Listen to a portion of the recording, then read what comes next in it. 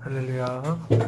우리 제30과 염려를 감사로 라는 제목으로 우리 구역공과 교육을 함께 진행하도록 하겠습니다. 자, 마음 얘기 지난주 생활 가운데 우리 받은 은혜를 우리 함께 감사함으로 고백하며 나누는 시간을 갖기를 바라고, 또 우리 구역원들이 이렇게 함께 모였을 때 우리 하나님 앞에 찬양을 뜨겁게 부를 수 있는 그런 시간으로 반드시 우리 찬양 열심을 다하여 찬양하시길 바랍니다. 자, 오늘 함식과 말씀 들어가기입니다. 자동차를 운전하다 보면 앞쪽에 계기판이 있습니다. 연료가 없으면 빨간불이 들어오게 되죠. 엔진 오일이 없어도 경고등이 들어옵니다. 이 표시를 무시하면 차가 엉망이 될 수 있습니다. 우리 신앙인의 상태를 보여주는 계기판이 있다면 그것은 바로 평강입니다. 만약 그 마음의 염려로 가득하다면 영적인 경고등이 울린 것입니다. 그렇다면 우리가 어떻게 평강의 삶을 살 수 있을까요?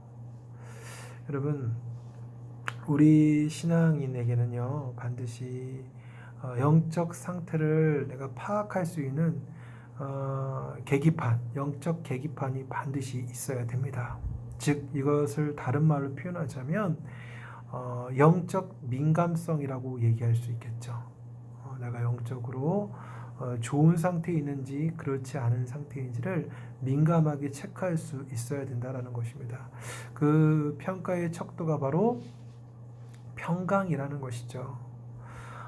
우리 하나님께서 우리 하나님의 백성의 심령이 평강의 상태, 즉 샬롬의 상태로 머물기를 기뻐하십니다.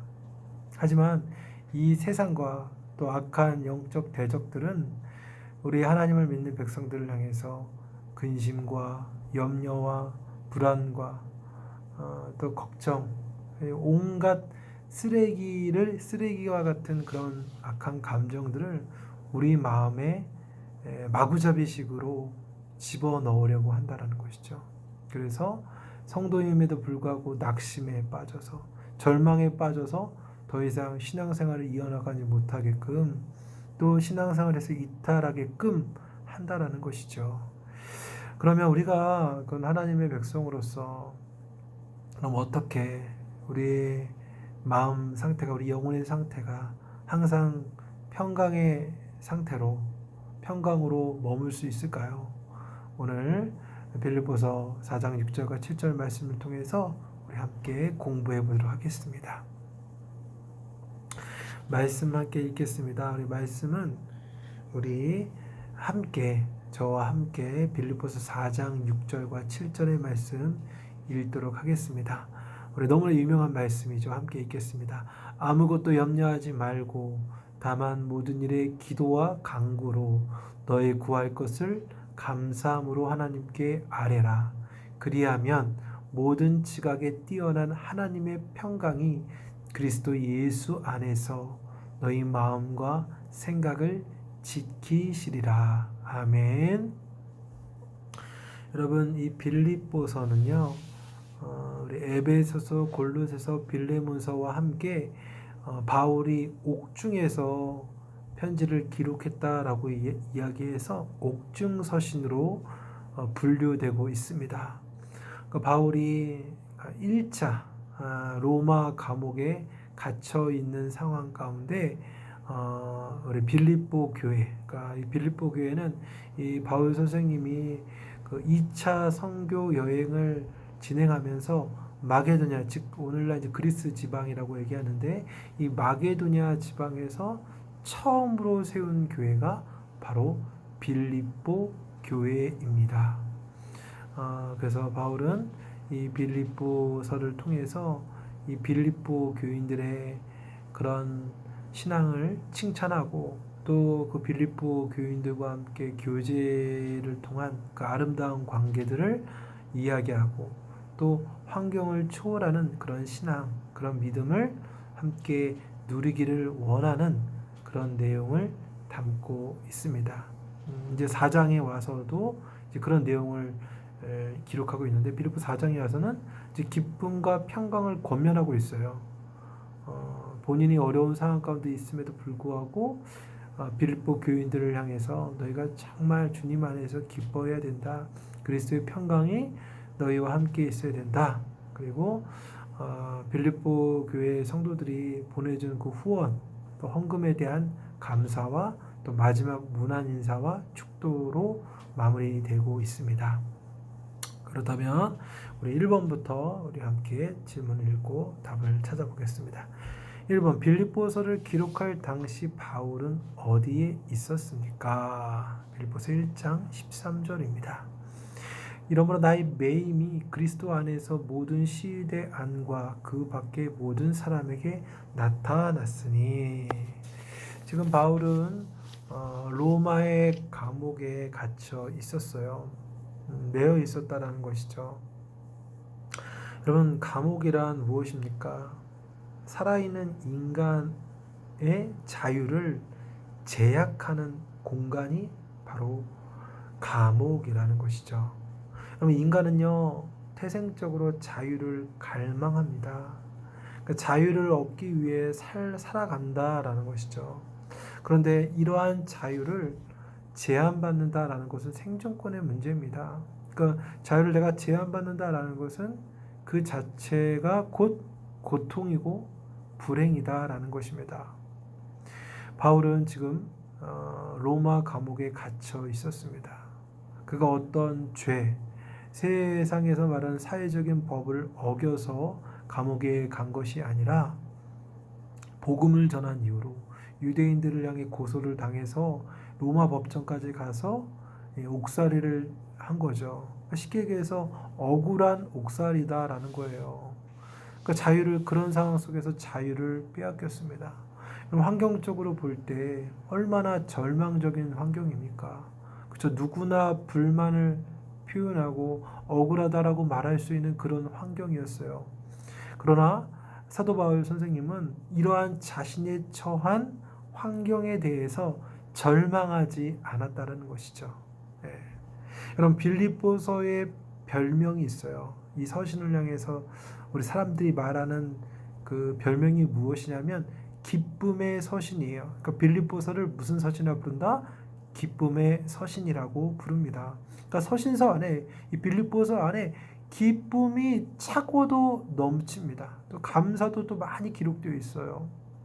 그러니까 우리가 생각할 때 이게 도저히 이 감옥에서 쓴 편지라고 느껴지지가 않고, 도리어 누구보다도 자유함 속에서, 그리고 행복한 상태와 환경 속에서 기록한 느낌을 받습니다. 그 이유가 무엇입니까? 바울은 환경에 따라 기쁨과 절망을 나누는 사람이 아니었다라는 것이죠. 환경과 상관없이 주님을 바라보고, 그리고 환경과 상관없이 나의 감정을 바라보는 것이 아니라 하나님을 바라보는 그런 신앙인이었다라는 것이죠. 여러분, 우리도 마찬가지입니다. 많은 사람들이 환경을 탓해요. 내가 이렇게 될 수밖에 없었던 것은 내가 이런 환경 가운데 있기 때문이야. 이런 상황 가운데 있기 때문이야. 하나님께서 나를 이런 환경으로 보내주셔서 하나님을 원망한다라고 말합니다.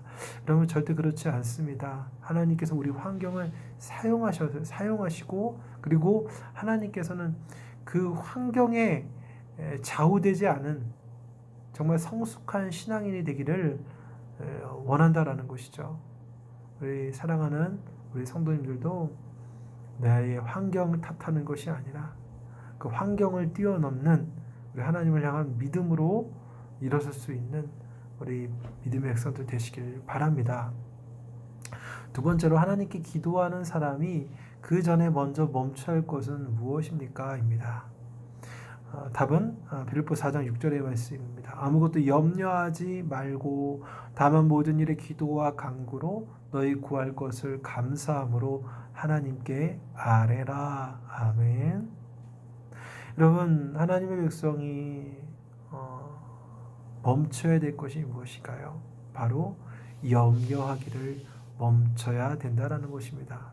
여러분, 사실 사람에게 염려를 멈춰라라는 말은 내가 하고 싶어하는 생각, 내가 자연 발생적으로 생각나는 생각들을 다 멈추라고 하는 것과도 마찬가지라는 거죠. 여러분, 사람은 본연적으로 이렇게 염려하게 되어 있어요. 여러분, 내가 굉장히 행복한 상태가 있다고 칩시다. 나 굉장히 행복한데 이 행복한 상태가 되어도 내가 이 행복을 언젠가 잃어버리지 않을까라고 염려하는 존재가 바로 사람이라는 거죠. 사람의 마음 상태라는 것이죠. 그러나 우리 하나님께서는 믿음의 백성들을 향해서 이러한 염려를 멈추라, 스탑하라고 말합니다. 왜 그렇습니까? 염려는 하나님 백성다운 또 하나님께서 주신 감정이 아니기 때문에 그렇다라는 것이죠. 우리 다윗의 시편 23편의 고백 잘 알 것입니다. 여호와는 나의 목자시니 내게 부족함이 없으리로다. 여러분, 다윗에게 염려거리가 하나도 없어서 내가 부족함이 없어요 라고 고백한 걸까요?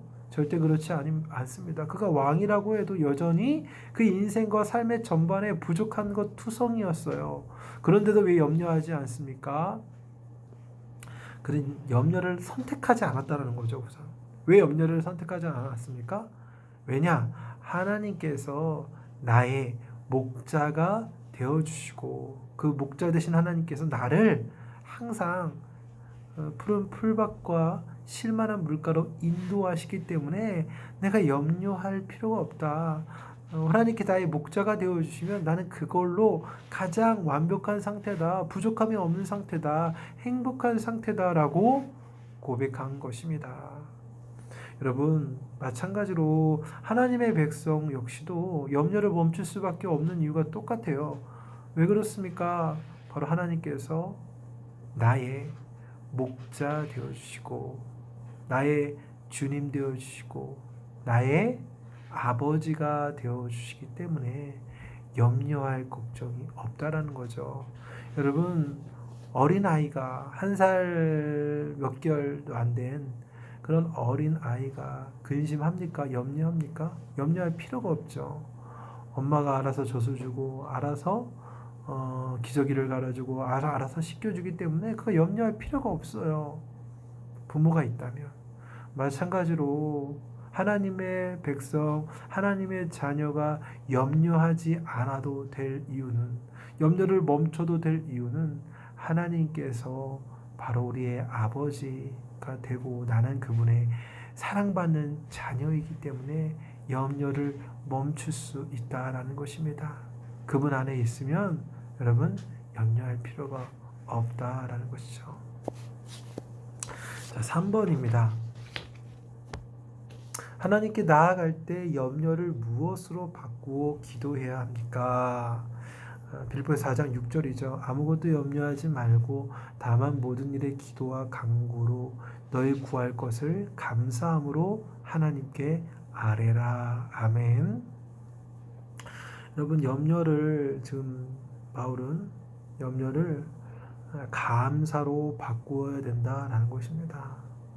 염려가 있다는 건 감사할 것이 없다라는 것이고 감사하지 못하니까 모두 염려할 거리로만 여긴다라는 거예요. 여러분, 하나님의 백성은 염려거리를 기도의 제목으로 기도거리로 바꾸는 존재입니다. 여러분, 염려거리를 기도의 거리로 바꾸면 기도하는 가운데 염려를 통해서 내가 기도를 더 많이 할 수 있어요. 기도를 더 많이 할 수 있다는 것은 하나님과 친밀한, 은밀한, 귀한 교제를 할 수 있는 기회가 된다라는 거예요. 그래서 감사가 흘러나온다는 거예요. 여러분, 하나님께 기도하면 하나님께서 그 염려거리를 감사거리로 바꾸어 주신다라는 겁니다. 여러분, 우리가 하나님의 말씀을 진짜로 의지하고 내가 믿음으로 감사하기로 결단을 내리면요, 우리 인생의 고난과 그 어떤 아픔이라고 할지라도 감사로 다 해석할 수가 있어요. 여러분, 감사의 신비가 있어요. 감사의 신비. 어떤 신비냐? 하나님께서 우리 입술로 감사로 고백하는 대로 열매 맺게 해준다라는 거예요. 반대로 염려를 내가 입술로 고백하면 염려로 열매 맺게 된다라는 것이죠.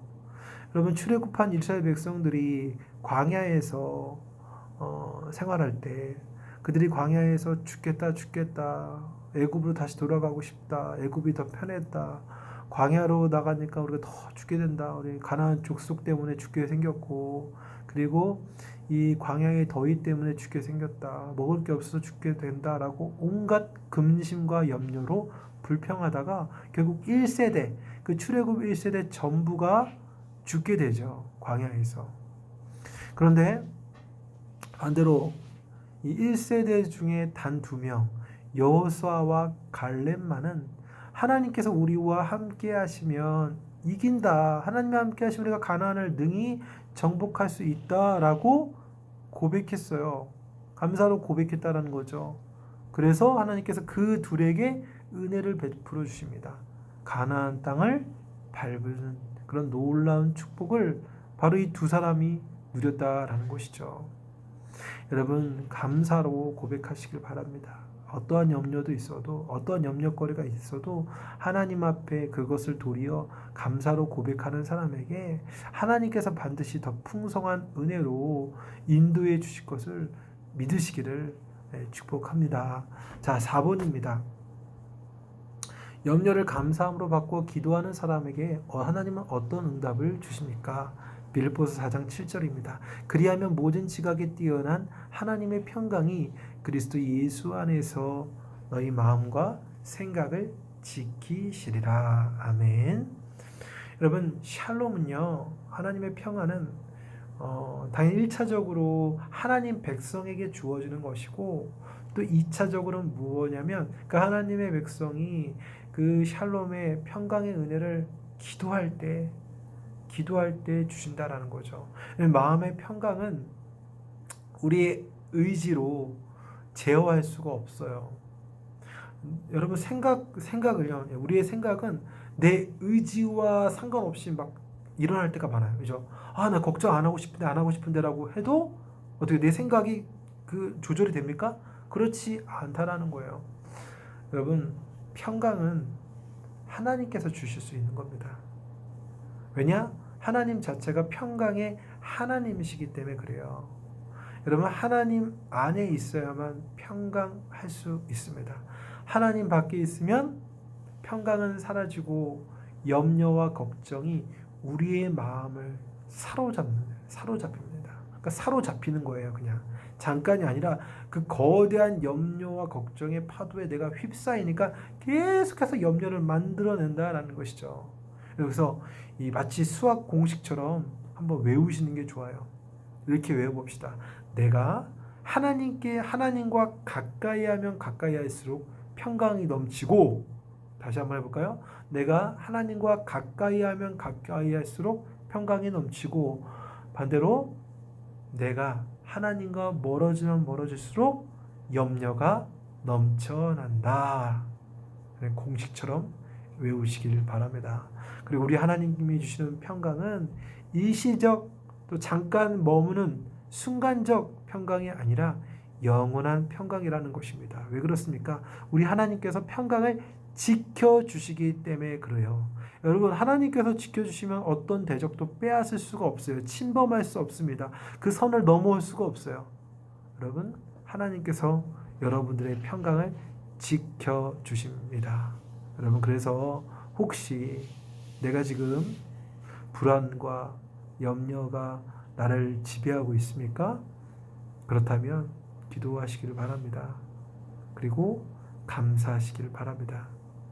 그리고 하나님 안에 내가 있기를 더욱더 갈망하시기를 바랍니다. 그러면 우리 안에 염려는 반드시 쫓겨나고 떨어져 나가고 모든 지각에 뛰어나신 하나님의 평강이 우리의 심령을 가득 채울 것입니다. 이러한 은혜가 있기를 축복합니다. 자, 우리 그 다음 나눔입니다.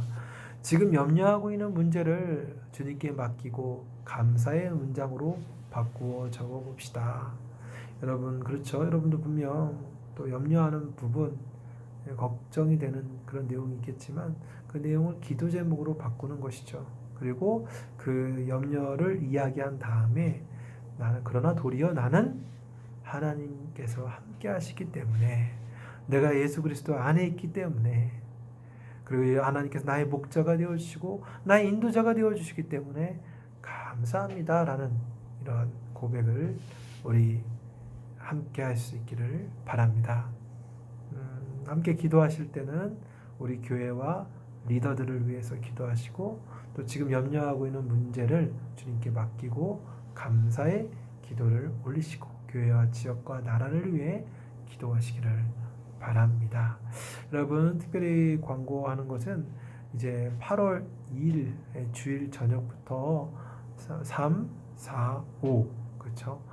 주일 저녁, 월요일 저녁, 화요일, 수요일 저녁까지 말씀과 기도 축제가 있습니다. 박순애 전도사님을 모시고 간증 집회가 있고 또 새벽에는 우리 김열 담임 목사님께서 또 말씀을 증거하는 아주 복된 시간이 있어요. 그리고 또 이어서 목요일과 금요일은 또 신약 성경 통독학교까지 있습니다. 여러분 한 주간 진짜 말씀 안에서 내가 푹 쉴 수 있는 시간이거든요. 여러분들 꼭 신청하셔서 온라인으로도 참여할 수 있으니까 함께 이 귀한 은혜의 파도에 함께 그 파도를 탈 수 있는 은혜의 파도를 탈 수 있는 귀한 여름이 되기를 바랍니다. 한 주간도 믿음 안에 승리하시고 또 다음 주에 뵙도록 하겠습니다. 감사합니다.